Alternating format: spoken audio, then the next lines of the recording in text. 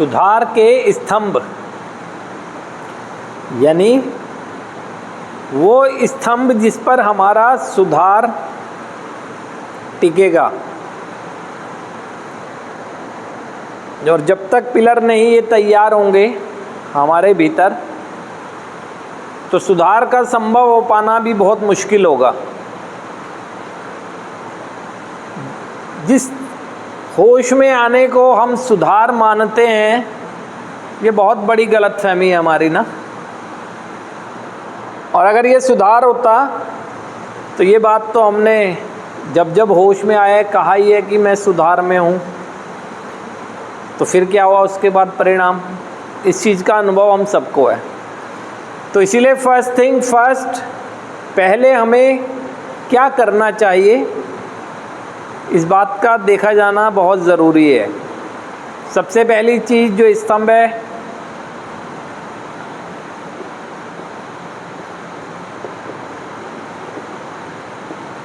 देखा जाना ये ज़रूरी है, समस्या है।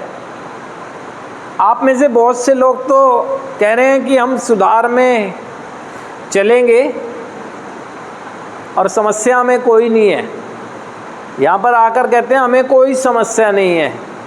परिवार वालों ने, हमारे शुभचिंतकों ने ये जो डिसीज़न लिया है, डिसीज़न ठीक नहीं है उनका। और इसके विपरीत ये भी कहते नज़र आते हैं कि हम सुधार में चलेंगे। भैया जब कोई समस्या ही नहीं थी तो किस बात के लिए कह रहे कि सुधार में चलेंगे? तो सुधार में तो थे ही होंगे, आप रहे ही होंगे। एक ही चीज़ कहें ना आप, या तो आपका लिया गया डिसीजन, जो आपके लिए डिसीजन लिया गया है वो गलत है ना, या फिर आप सुधार में तो पहले ही थे, है ही नहीं, तो एक चीज़ पे चले ना। सबसे पहला काम यही होगा कि समस्या है, क्योंकि समस्या है तो समाधान है। जब समस्या ही नहीं है तो किस चीज़ का समाधान तलाशूंगा मैं यहाँ?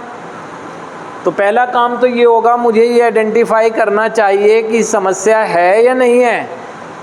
कुछ कहने से पहले, बोलने से पहले मैं अपना यहाँ पहचान ढूंढ लूँ कि समस्या है या नहीं है ना।